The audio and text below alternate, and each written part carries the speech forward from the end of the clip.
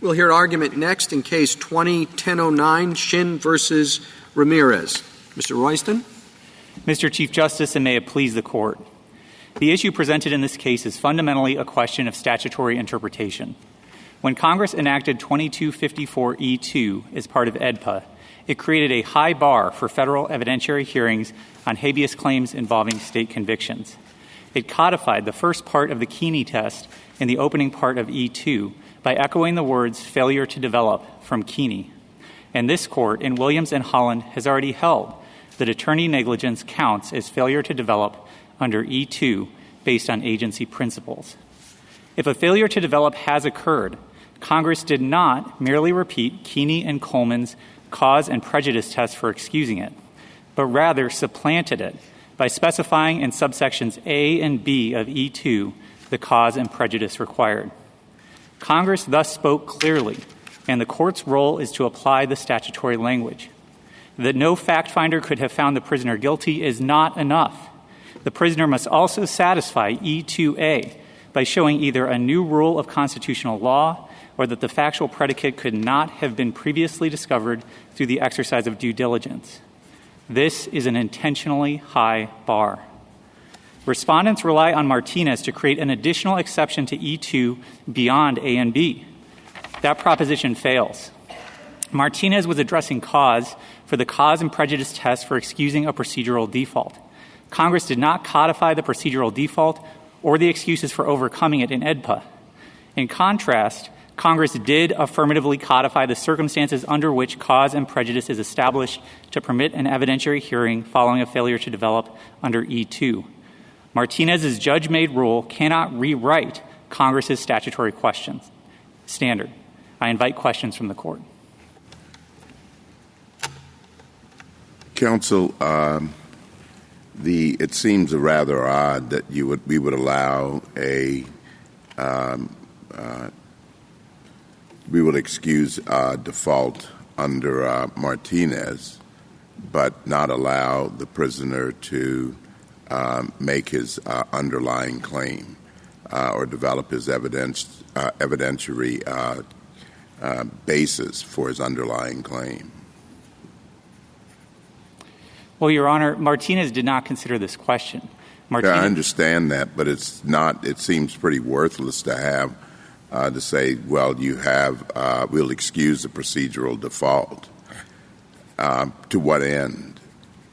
In some cases, there may already be evidence in the state court record. Okay, let's take this case. To what end, if you're not allowed to develop the underlying claim? Well, in this case, our position is that the district court should not have gone into a Martinez hearing in Jones without looking whether there was enough state record evidence to establish ineffective assistance of trial counsel in the first place. It's a fruitless exercise, but that doesn't mean that Martinez can overcome the statutory language. The court just simply cut it off at the beginning. In the Ramirez case, the evidence just wasn't there either way. And so the short answer is Martinez can be accommodated. The district court just shouldn't go down the path of having a Martinez hearing if there's not going to be state court evidence to establish the ultimate claim. But it's a basic syllogism. The idea is if you do get the right to raise the claim for the first time because your counsel was incompetent before, surely you have the right to get the evidence that's necessary to support your claim. I mean, the whole reason some states say you shouldn't raise your incompetence claim until after the direct proceedings is that it's much more efficient and natural to have an evidentiary hearing at that time, rather when you're halfway up the chain between the trial court and the Court of Appeals. I think Judge Collins in his dissent pointed out the flaw in that logic, which is there's asymmetric intervention here. Congress did specify in the E2 when you can have a hearing. So the problem is the major premise of that syllogism is faulty. Well, they specified that before our decision in Martinez, right? I'm sorry, they specified that before our decision in Martinez? I'm talking about Judge Collins' dissent from denial en banc in this case. Yeah, but I thought the point you were making is that he had an explanation for why the language in E2 trumped the theory that Martinez gave you the hearing and so then implicitly gave you the right to present evidence.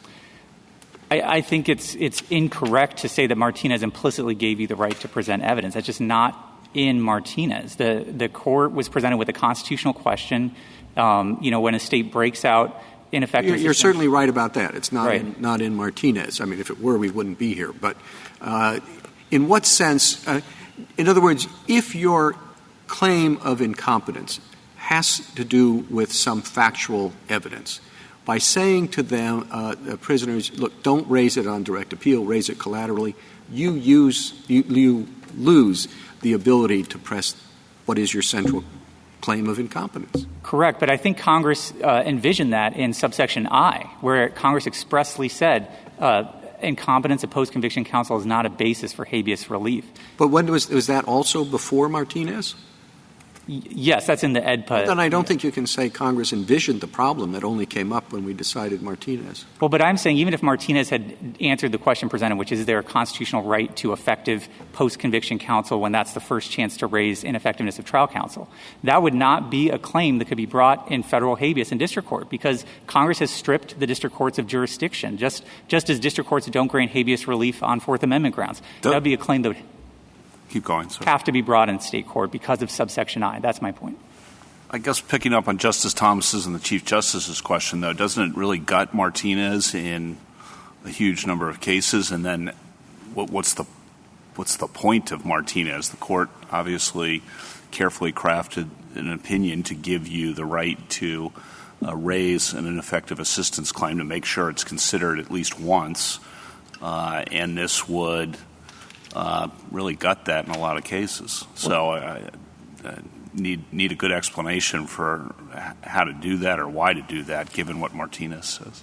I think to the extent that Martinez is reconciled with E2, then at the end of the day, Martinez should be overruled. I mean, Martinez offered a equitable exception to excusing a procedural default. Assuming we don't do that, what's your next answer? Then Martinez can be kept to what was expressly in very narrow question, which is when is there cause to excuse a procedural default? But it was a narrow question on an important issue, and you have to assume that the court majority was unaware somehow of how this would play out and was articulating this important right about when you could raise something, but didn't realize, actually, you're never really going to be able to pursue it because of this other provision. I mean, it's hard to envision the court thinking that would make any sense.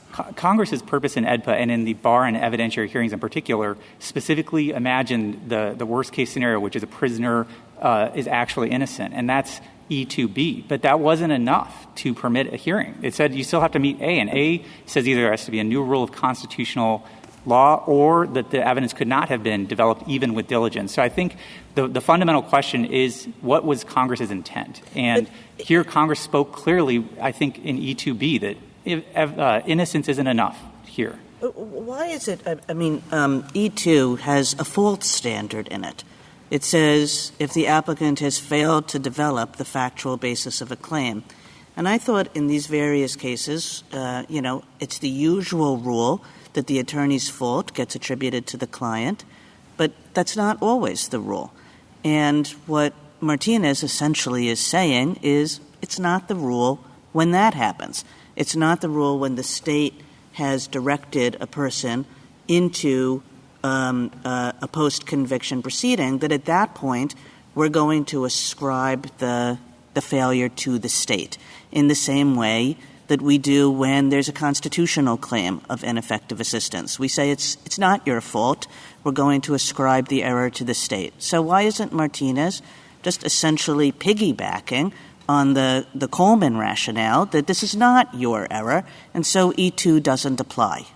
So I don't think Martinez can be understood as interpreting general agency principles. And if this Court's decision in Davila, which is from 2017, where it said ineffective assistance on direct appeal, you cannot use the Martinez exception. So I don't think you can understand Martinez as a general agency case. It didn't purport to be that. It cannot logically be thought of as that because there's no limiting principle. I don't understand how the Court can say in Davila the post-conviction counsel is your agent for raising an ineffective assistance of direct appellate counsel, but not your agent for raising ineffective assistance of trial counsel. Why are they your agent in one but not the other? That's not what Martinez did. Martinez said we're going to create a narrow, equitable exception to the procedural default rule. And when you have a judge-made exception to a judge-made rule compared to a statute that has its own exception that is very high, the statute ultimately has to trump, and that's why this is ultimately a case of statutory interpretation. Counsel, the problem is that the statute doesn't define what at fault means. It just says, so long as you fail to develop. So by definition, what constitutes fault is defined by us, correct? Correct. So stop. 1 second, please, okay? So in Williams, we said the question up under EPA is whether the respondents were at fault for not developing the facts of their claim. So that's the EPA question, okay? We have said in Maples that if your attorney abandons you, you are not at fault.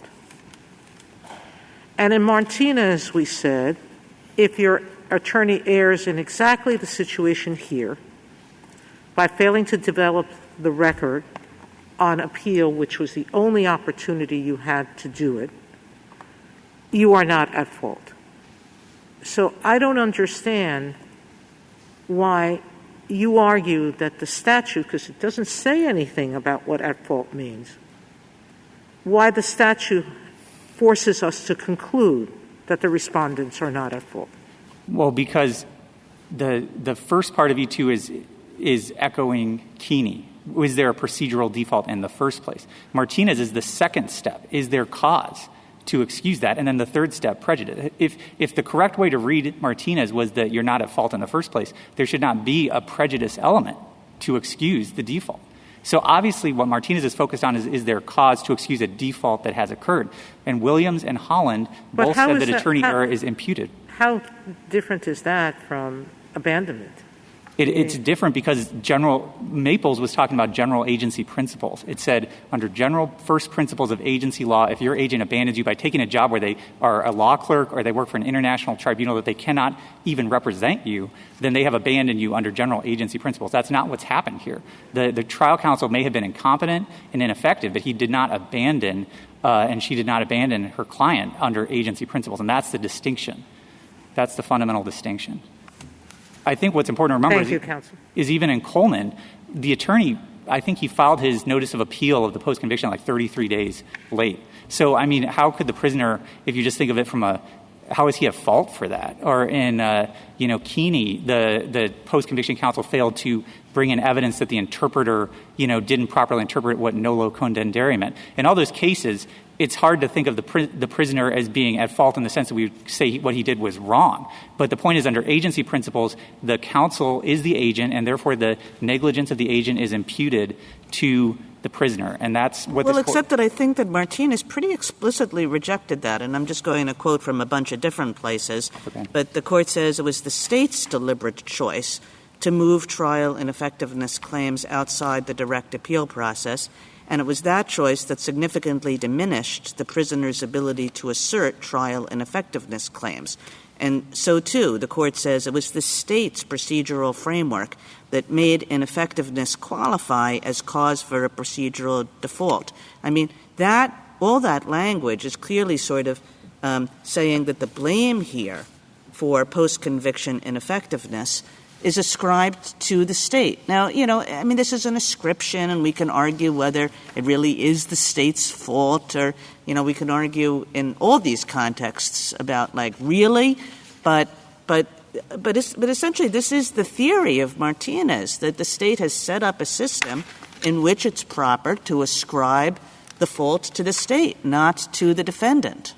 I think Martinez is not the last word. In Davila, we're dealing with imagine that the state, Arizona, said you raise ineffectiveness of trial counsel on direct appeal, and your direct appeal attorney was negligent, they didn't do a good job.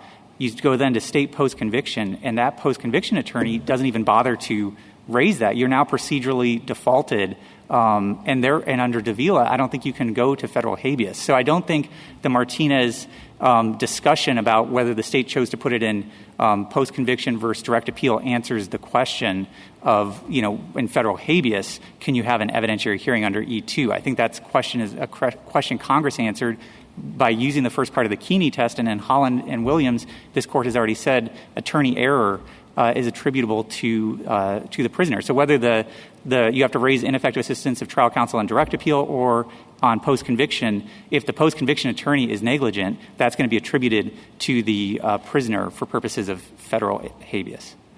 If the court in Martinez had accepted the prisoner's argument that there is a constitutional right, a Sixth Amendment right to the effective assistance of counsel in the first post-conviction proceeding when the state says you can't raise ineffective assistance of counsel until the first post-conviction proceeding, then it would follow, would it not, that the fault of the ineffective attorney would not be attributed to the prisoner? I think what would follow is that you would have a claim, potentially a claim for ineffective assistance of post-conviction counsel. I think it would be a different question. But then I think I would prevent you from raising that in federal habeas. You would probably have to raise that through direct appeal of the state post-conviction to this court or through a subsequent But the court did not accept that constitutional argument made by the petitioner. Correct, Your which Honor. would potentially have changed the meaning of fault that was adopted by the court in Williams, where it said that the fault that the failure to raise language in 2254 E2 imposes a negligence standard. But the court didn't do that. Correct, Your Honor. And so what do you deduce from that? I think what I deduce is that Martinez was addressing a very narrow question, which is after there has been a procedural default, can the ineffectiveness of post-conviction counsel provide cause in this one narrow circumstance? The answer is yes. And then you have to move on to the second step, which is prejudice. But it's a three-step, is there a procedural default? Yes. Okay, do we have cause and prejudice to excuse it? Martinez expressly said we are very narrowly saying as an equitable matter, the ineffectiveness of post-conviction counsel can provide cause to excuse an existing procedural default. But just to go back to where the Chief Justice started, over and over in Martinez, when the court is saying why this is important, the court talks about the role of the attorney in developing evidence. I mean, 3, 4, 5 times. Martinez was not under any, misperception that this was not an evidentiary question, essentially. And, as the Chief Justice said, this is why states do it this way, put it here, because everybody knows that in the vast majority of cases it's an evidentiary question, and Martinez talked about it in exactly those terms. This is what the counsel is supposed to be doing, is to develop evidence. That's correct, Your Honor. I mean, these are important questions, and they're often going to require the development of evidence. But Congress has answered the question in E2. And from Congress's point of view, even innocence is not enough because that only satisfies B. You still have to meet A. This is a situation unlike, for example, the 1-year statute of limitations for a claim of actual innocence where this court, I think in McQuiggan, said that gets around it. This is not a question that was not on Congress's mind. I mean, Congress was very Congress specific. has only answered the question if we decide that the fault standard is met. And that's the entire question here, is the fault standard met? It wouldn't be met if this were a constitutional ineffectiveness claim, as Justice Alito pointed out. So is it met here? And as I said, I do think that Martinez, although it didn't say that there was a constitutional right, that the whole theory of Martinez is about, this is the state's responsibility to take ownership of this and to make sure it doesn't go south. I think to say the fault standard would be met if this were itself a constitutional claim is not necessarily correct because that's for the claim. The Martinez question is kind of a predicate question. Can you have an evidentiary hearing on the claim in the first place? So if it was made a constitutional right, then maybe it would support a claim except for the fact that subsection I says you can't do it. But put aside I, it might be a claim. That doesn't mean it's not a procedural default. And I don't think this court in Martinez was purporting to set forth general agency principles. Because if that were true in Davila, there's no way to distinguish that position from Davila, where you said, well, the post-conviction counsel was negligent in raising ineffectiveness of direct appeal counsel.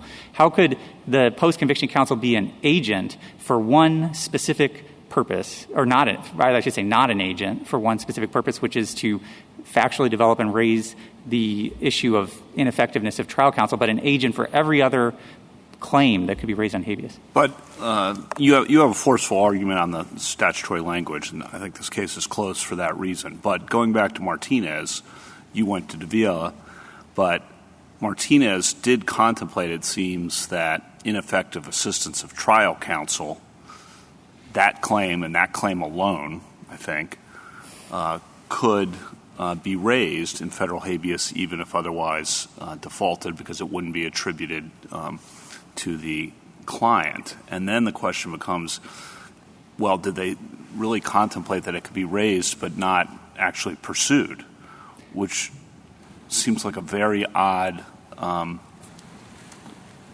way to attribute what the court, what the court did in Martinez. That's what I'm trying to figure out. There's obvious tension here, and that's what I'm trying to figure out. Right. And again, our position is to the extent that one has to give, Martinez should give because it's judge-made. But I think that the fundamental purpose of what's wrong, sorry to interrupt, but what's wrong, I think this is really the heart of it for me, is what's wrong with saying that Martinez said that you're not at fault in this one specific area. In other words, the fault's not going to be attributed to the client in this one very particular specific area, and then that applies to the failed to develop language here. Well, this is certainly not my position, but if that's what Martinez meant, then I don't understand why you have to show prejudice, because if there was no default in the first place, then there's no reason to get to cause and prejudice. You would just move right on to the ineffective assistance of trial claim. But I think Pinholster, to me, is really a case that's critical to understanding this. And in Pinholster, this court spoke about Williams, and it basically said Congress has set up two independent bars to really restrict habeas. I think the court said this was a watershed change in habeas. And it said you have D1, which if it reached the merits, the court has to defer to the state court. And if E2 is a really high bar to evidentiary hearings. Congress was very clear. I mean, I think the answer consistent with EDPA is if somebody has a good claim, then they need to go to state court and file a second or successive habeas petition. Most states, or post-conviction petition, most states allow actual innocence as a ground. In Arizona, we allow that. So you could go to court, you could develop, your record in state court. And I think that's the answer given the statutory requirements of EDPA, which are very strict in this context. Thank you, counsel. Justice Thomas? Justice Breyer? I have one question, counsel. You devote just one paragraph to Ramirez's waiver claim. You admit that you did not raise this statutory argument that you're making today until your petition for rehearing. Normally, that's waiver. I don't know how you can claim that you didn't know that this was at issue when Mr. Ramirez, in his appellate brief, on quoting pages 46 to 48, he specifically says the equitable remedy developed in Martinez would be pointless without an opportunity for federal fact development. Federal court is Ramirez's opportunity to present the evidence that should have been presented years ago but was not, due to prior counsel's failure. That's a direct request to say I was entitled to my hearing, and yet you don't raise this argument. Why shouldn't we dig? You should not dig because in Ramirez, it was even more egregious because even taking all the evidence from the Martinez proffer, the Ninth Circuit said, we're going to have yet another hearing on the merits, on the claim. So Ramirez is directly contrary to the language of E2. And that's I'm sorry, counsel, that just gets to the point. You didn't raise this argument until your petition for rehearing. Our position up to that point was even if you look at his evidence, it's not enough to establish that was your entire argument. It wasn't that he wasn't entitled to rely on that evidence. I wouldn't say it was our entire argument, but that was our position. When the Ninth Circuit said, you've met Martinez and now we're going to have a new hearing on the claim, go back and do that. And we said, no, that violates E2. That's what we preserved. This was an alternative basis for affirmance. I don't think we had to raise it pre-petition for rehearing to preserve it. Thank you, counsel. Thank you. Justice Kagan, anything further? Justice Gorsuch? Just one question. I'm just going to ask a question that respondent's brief asks and have you answer it before they stand up. They say on page 2, if you're not at fault for failing to raise a claim, how can you be at fault for failing to develop that claim? So just give you a chance to answer their question before they stand up. My answer is you are at fault. Martinez said you have cause to excuse it. And you have to map that onto E2. You've now satisfied the first part of E2, so now you have to satisfy A and B. Unfortunately for them, they cannot satisfy A and B. They need to go to state court. Justice Barrett? Thank you, counsel.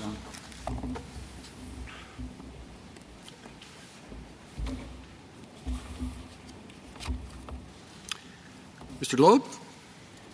Mr. Chief Justice, and may it please the Court, the limits imposed by Section 2254E2 only apply where, in the words of the statute, the applicant failed to develop the factual basis of a claim. And the statute doesn't define applicant failed to develop, but in Michael Williams, this Court held that the phrase requires a finding of fault. So in arguing that Mr. Jones and Mr. Ramirez should be held at fault here, the State relies on Michael Williams' recitation of the general rule that an attorney's acts are generally to be attributable to a client. But this Court has long recognized that attribution rule is not categorical in nature. Indeed, the State agrees that the failures of counsel are not to be attributed to the applicant when the attorney's ineffectiveness is at the Strickland level and when it occurs either at a criminal trial or on the direct criminal appeal. This Court in Coleman left open the question of the fault attribution, where here, the State labels the first review instead of an appeal, instead calls it post-conviction review. This Court 9 years ago squarely addressed that open question, and this Court examined the very same Arizona system at issue here, where the only review of provided for ineffective counsel claims is on post-conviction review, and where that post-conviction review is not collateral or civil, but is under Arizona rule, part of the original criminal action. In that specific context, this Court held that the labels used by the State do not matter, and that the fault attribution is not to the claimant for the counsel's failures, just like in a direct appeal situation. This Court held that the Arizona post-conviction review for such ineffective trial counsel claims is in many ways the equivalent of a direct appeal, and that in both contexts the failures of counsel, when it meets the Strickland levels, are not to be attributed to the claimant. That same fault calculus applies under E2 and fully supports holding that E2's restrictions do not apply to Mr. Jones or Mr. Ramirez. I welcome your question. Counsel, if we first of all, I thought in Martinez we said that was strictly procedural default. It was addressing the situation of procedural default and cause and prejudice. Correct, Your Honor. Yes, and it emphasized that it was, in effect, a first appeal. Correct. It was saying that is the first opportunity of review, just like the situation of an appeal. So I thought it sort of the suggestion was it was sui generis, but I'll let that go. If it's going to be the practice to use Martinez to eventually require a full evidentiary hearing, why don't we just apply AEDPA 2254E2 up front to the Martinez hearing? Your Honor, the first question under E2 is whether you're at fault. And so the question is, are you going to be at fault under Martinez? The first stage is for cause and prejudice. You've defaulted your claim. You didn't raise it in state court.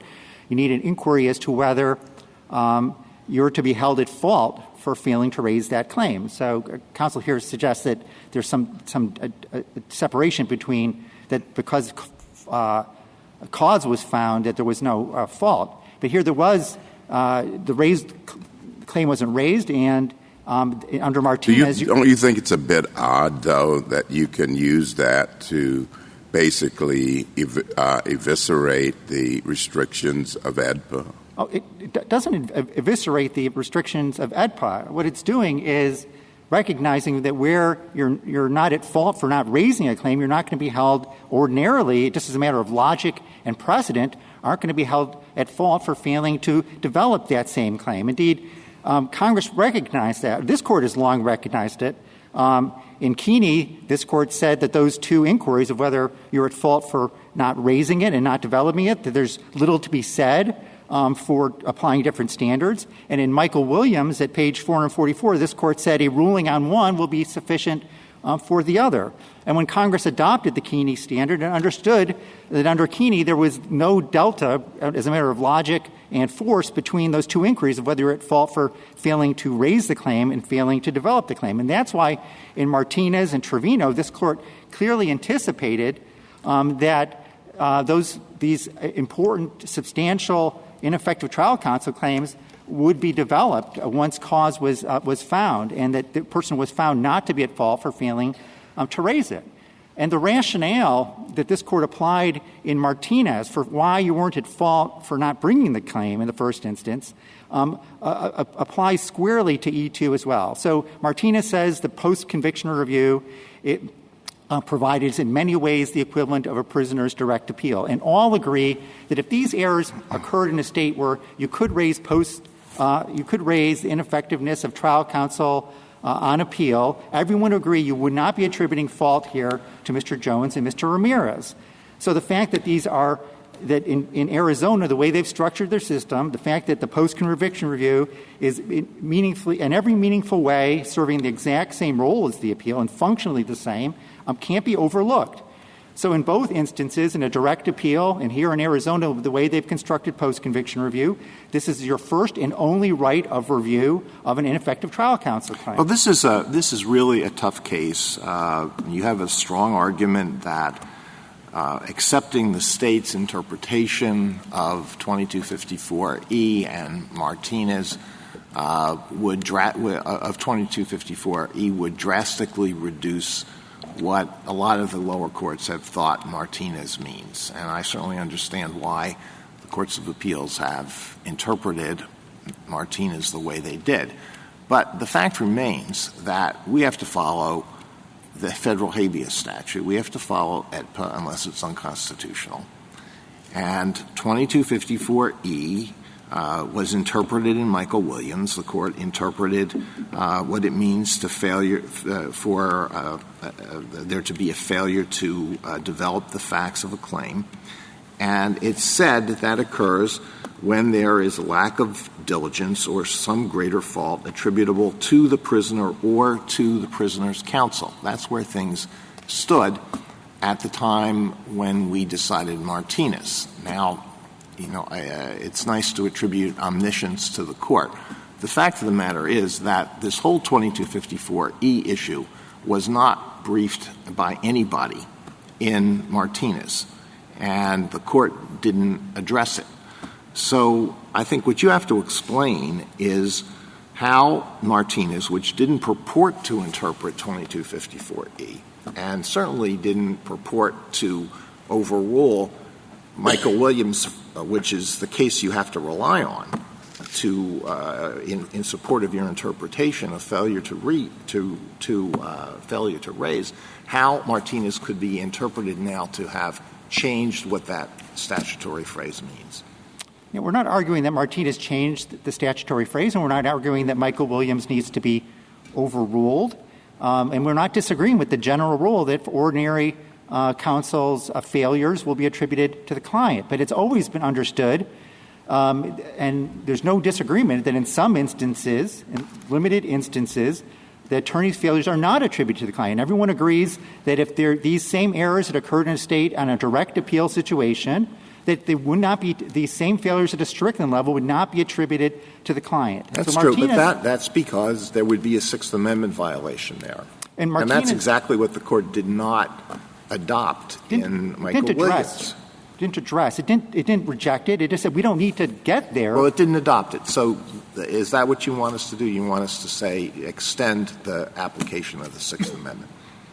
No, Your Honor. Just like Martinez, you don't need to reach the issue. You need to look at that all the attributes for fault that animate for not attributing fault in the situation in Coleman and for a direct appeal situation equally apply here. So Martinez, there's two major elements you need to recognize. One is the equivalency, that it's just like a direct appeal in this circumstance because you have sort of first right of appeal. It's a part of the criminal action. It's not a separate civil action. It's not a collateral attack. This is just like an appeal. It walks like a duck, quacks like a duck. It's not discretionary. It is a mandatory review just like an appeal. Because the fact that Arizona has slapped a different label on it is not a reason to have a different fault attribution to the client from if this had arose in a different state where these very same errors occurred on a direct appeal. And this Court's cases involving post-conviction review and habeas review, saying they're materially different from appeal,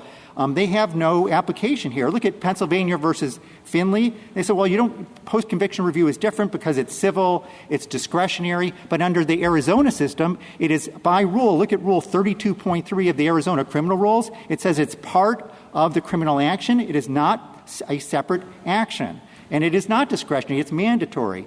This Court in Douglas versus California and Coleman said you should treat post-conviction review differently because you've already had your one bite at the apple. This is an additional layer of review. You've already had your appeal with constitutionally effective counsel. That's not true here. Arizona has shunted this into post-conviction review, circumventing the right to appeal. So just like in Martinez, you don't need to reach the constitutional issue, but you can see because it's the substantial equivalent, you should be treating them the same, and Congress would have expected that. And the second major element of Martinez is one that Justice Kagan mentioned. It's one that under ordinary understanding at the time of Michael Williams and of time of E2 is that when there's an external force that impairs or obstructs the ability of the applicant to assert and to vindicate a constitutional right, you don't treat that as being attributed to the applicant. And it's very important that Martinez addressed that very same subject in this very context and said that the applicant in this situation is to be deemed obstructed and impeded by the acts of the state. And the court explained why. At page 13 of the decision, it said, by deliberately choosing to move the trial ineffective counsel claims outside the direct appeal process, where counsel is constitutionally guaranteed, the state has significantly diminished the prisoner's ability to file and to, of course, vindicate such ineffective trial counsel claims. So just 9 years ago, a 7-2 majority here said what the state has done in constructing the system as it has impedes, in the words of the court, and obstructs the vindication of these bedrock right to effective trial counsel. Mr. Loeb, do you have any general authority for what you do when you have a situation like this where the plain language of the statute seems to require one result, the result your friend argues for, and the plainly logical meaning of a subsequent precedent would seem to require the result that you argue for? Do you have a case that says how we're supposed to reconcile those two things? Well, Your Honor, there isn't a conflict between the texts. The language failed to develop, was taken from Keeney. And I'm once again asking you if you have a case that talks about my hypothetical, which suggests that there is a conflict between the statute and between the logical reading of the precedent. I think I don't have a case that's going to satisfy you on that, Your Honor, but you have to look at the statute in light of what Congress understood when they enacted it. And certainly at the time they enacted it, they understood every time a court had found cause, there was always development of the facts. So Congress would have understood that whatever failed to develop and how it was applied, that if you were going to find cause, that you weren't at fault for failing to raise the claim, you logically and as a matter of logic and under Keeney case law, which Congress was aware of, you likewise would not be considered at fault for failing to develop the very same claim. So Martinez, in finding that there was cause there and the person wasn't at fault, Congress would have anticipated that if you weren't going to be held at fault for failing to bring the claim, you weren't going to be held at fault for failing to develop the claim. So there really isn't that's a lot of prescience to ascribe to Congress. Well, instead of they would have anticipated the fact pattern that developed in Martinez, and that's how you should therefore read the statute that they drafted however many years before that. No, Your Honor. I mean, Coleman preceded E2's enactment in AEDPA, and at that time, Coleman left open the question of this particular context of where instead of calling it an appeal, you call it a post-conviction review, and that's your first opportunity to raise the constitutional claim. Coleman said we don't need to address that here. And Coleman, it's not the facts of this case.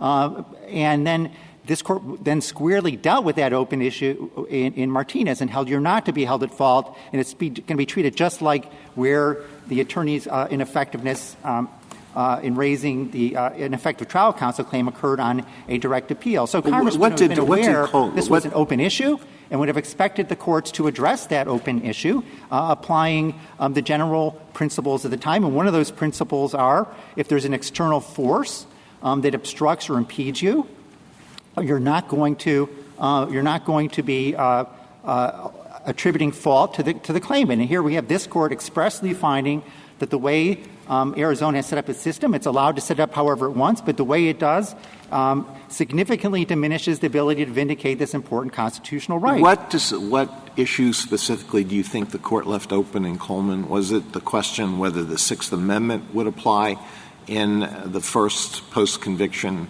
proceeding, or was it the question whether there could be a non-constitutional basis for finding that the fault of the attorney is not attributable to the client? It's more the former, Your Honor, but it's in the context of cause and prejudice as to whether you're going to attribute fault to the applicant in that particular context for failing to raise the claim. And they left that open, and it was squarely then addressed by this court in Martinez. And the rationale, we're not saying that Martinez controls the statute, but the rationale behind Martinez applies with full force here in saying that failed to develop, likewise, shouldn't be attributing fault. To pick up on the Chief Justice's question and Justice Alito's, though, I think the other side says, well, the way you can square Martinez with the statute is to just read Martinez to do what it did and only what it did, and subsequent cases like Davila support that, they say. And you can then hold the statute to say what it means and means what it says in the ordinary meaning, failure to develop, and Martinez still stands for what it stands for without getting into the logical implications of Martinez. I think that's a characterization of the other side, and we can't ignore the statute. So what's your best response to that? I mean, our best response is we're not ignoring the statute. We agree that you need to construe the statute here, and that failed to develop here needs to be read in this particular context, a context that this court said is substantially equivalent to a direct appeal where you would not be attributing fault. It's a situation where this court says that because of the acts and the way that Arizona has constructed its system, it's significantly diminishing the ability to vindicate that right. You're not going to attribute the fault to the applicant for failing to raise the claim. And then as a matter of logic and precedent, you would apply that very same rationale at the E2 in deciding whether you were to be held at fault for failing to develop that claim that your counsel did not raise. So we're not asking to avoid the statute or for an equitable exception to the statute. It has to be read in light of this particular context. And we're fortunate enough that this court, applying like principles, has already looked at this very context in Arizona and said, look, it's really just like a direct appeal. There's no reason for treating fault differently in this situation than it is a direct appeal, and has looked at the situation and said the way Arizona has constructed its system, there's an external force here that obstructs and impedes the vindication of this right that significantly diminishes the ability of the applicant, and we're not going to treat him as a fault. So if all that rationale is correct as to why they shouldn't be held at fault for failing to bring the claim, and our argument is, yes, and for the very same reasons you're not at fault for failing to develop. And you don't get to the other aspects of E2 because there's that threshold standard. Or did you fail to develop it, which Michael Williams says requires a finding of fault. What about, to pick up on Justice Thomas's question, that this would inevitably lead to extensive delays, and AEDPA was enacted to try to eliminate some of those delays in some of the litigation, particularly capital litigation. You want to respond to that?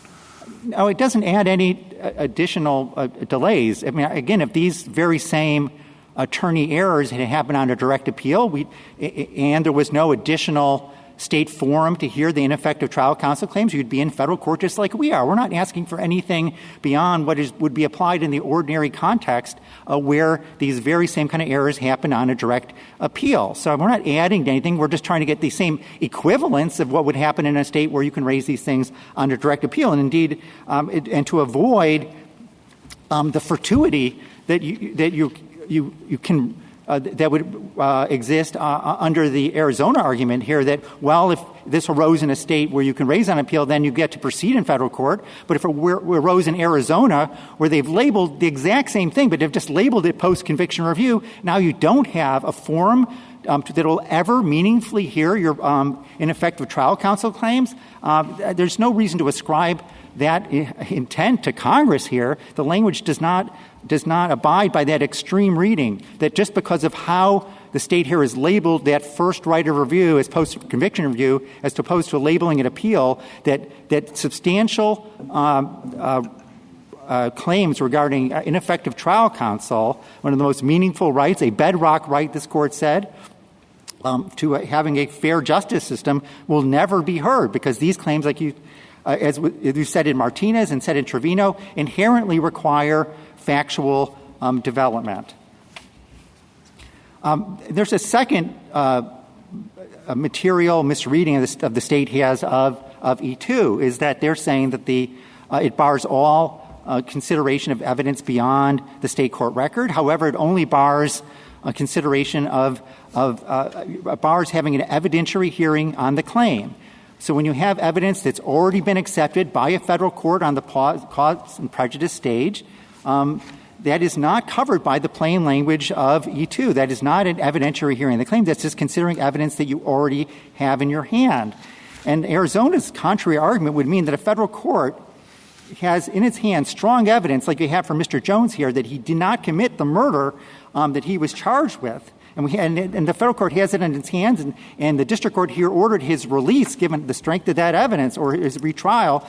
And Arizona's argument is that the federal court should just turn a blind eye to that evidence. A construction of the statute that would require that, as the amicus brief from the former DOJ and bipartisan prosecutor says, that would really taint the federal judicial system. For the federal courts to have this evidence that he didn't commit the crime in its hand and to do nothing is really going to make them complicit in a improper affecting of the death penalty here. Counsel, one of their response. Sorry. Go ahead. Counsel, I guess given the predictions of the dissent in Martinez, I was surprised that one of the statistics I read is that there's only 2 cases a year that present a Martinez hearing where a court has found that a prisoner is eligible for a Martinez hearing. I think the amicus briefs went through like all the times Martinez has been raised in the primary states where it's at issue, and it's found in the 9 years there were several, I think 2 to 3 dozen cases over 9 years. I don't think it was 2 or 3. I think 1 or 2 cases that ultimately then people vindicated and got release orders, et cetera. But the number of hearings we're talking about over a 9-year period over several states is the fact several dozen of them is not a substantial burden. But of course, this is a statutory construction question and not a question of whether it's an overly burdening, of course. But this court in Martinez adopted a very narrow rule to a very narrow context, anticipated it wouldn't be a significant burden. You have no reason to think amici was right that this happens rarely. Correct, Your Honor. Okay. And the record is borne that out. What this court predicted in Martinez is this would not be a significant burden, but it would be an important, necessary way to vindicate one of the most important rights in the Constitution, and that's been borne out over the last 9 years. That's because this is a completely unusual situation, as you pointed out. We're talking no court would have reviewed this evidence to see if someone was guilty as charged, correct? There'll be no court which could meaningfully review the ineffective trial counsel claim here. That would be that was the Martinez's point, correct? And the kind of evidence that was adduced for Mr. Jones showing that the murder charges against him were baseless, and the kind of evidence adduced as to Mr. Ramirez showing that there's substantial mitigation evidence that he should not be given the death penalty would have never seen the light of day but for the appointment of competent counsel who then were given a chance to develop the record and to present that evidence to federal court. One of the things that your friend on the other side says in response to what you just said, and I have no idea whether this is sufficient, but I just want you to respond to it, is they say Arizona has a forum for raising actual innocence claims. Can you respond to their raising of that point? to say that you have a forum for hearing and one which no one's ever succeeded in to raise an actual innocence claim is not giving you a forum to vindicate one of the most vital rights, the right to effective trial counsel. Whether you're innocent or guilty, you have a right to a fair hearing. You have a right to an effective trial counsel, and you have a right to have that vindicated. So it's like them saying, if you're coaching a basketball game and one team gets 5 players and one team gets 1 player, and we're going to play the game, but at the end of the game, we're going to give you a shot from half court, and that's going to make the game fair.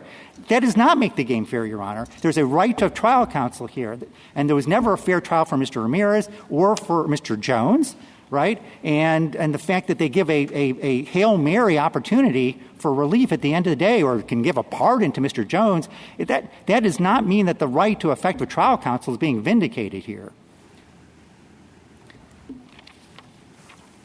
And as Justice Sotomayor pointed out, as a third argument, which pertains only to Mr. Ramirez, which there was no real meaningful response here, because Mr. Ramirez, on the appeal before the panel in the Ninth Circuit,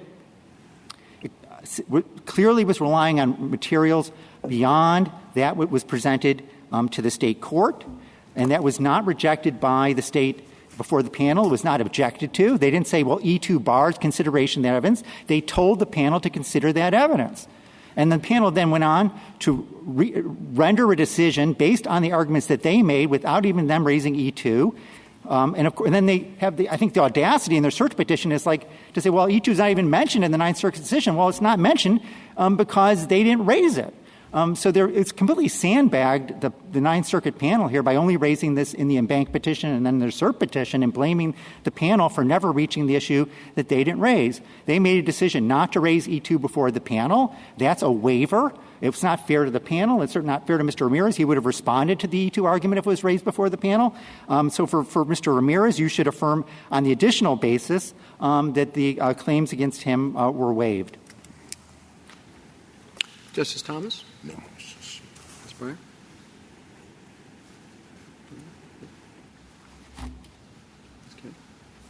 Thank you, counsel. Rebuttal, Mr. Royston? Thank you, Your Honor. If I can make 3 brief points. First, as to the question of is there a case that deals with this paradox of implications of a judge-made versus statute, the dissent at the Ninth Circuit, page 373 of the Joint Appendix, cited Ross v. Blake. Congress sets the rules, and courts have a role in creating exceptions only if Congress wants them to. And I think that's the fundamental question. Here, Congress, through A and B, by setting such a high bar for having an evidentiary hearing, even actual innocence is not enough, has made clear it does not want the court to create additional exceptions. And the building block is Williams. As to the agency principles, Williams clearly holds at Head Note 6 that attributable to the prisoner or the prisoner's counsel. So I think the answer has already been decided. The second point, I think there's a faulty assumption that Martinez somehow guarantees the right to have the claim heard in federal habeas and district court. That's wrong. Even in a state where ineffective assistance of trial counsel is brought in direct appeal, if there's one level of post-conviction review and that post-conviction review counsel does not pursue those claims, then as a matter of independent and adequate state law, the federal court can't hear it. So I don't think Martinez was doing anything more than what it purported to do, which was to narrowly create an equitable basis for cause following a procedural default. As to the waiver on Ramirez, just to be clear, the state's position up to the panel hearing was even if you look at that evidence, it's not going to establish ineffective assistance of trial counsel. This is the classic death penalty claim that I needed more mitigation than what I got. That's the run-of-the-mill case. The state won at the district court on it. It didn't present it as an alternative basis for affirmance, but once the Ninth Circuit said, no, we're going to have yet another hearing on the claim, the state timely objected through a petition for rehearing and rehearing en banc. With that, I respectfully ask that the court reverse both judgments of the Ninth Circuit. Thank you. Thank you, counsel. Counsel, the case is submitted.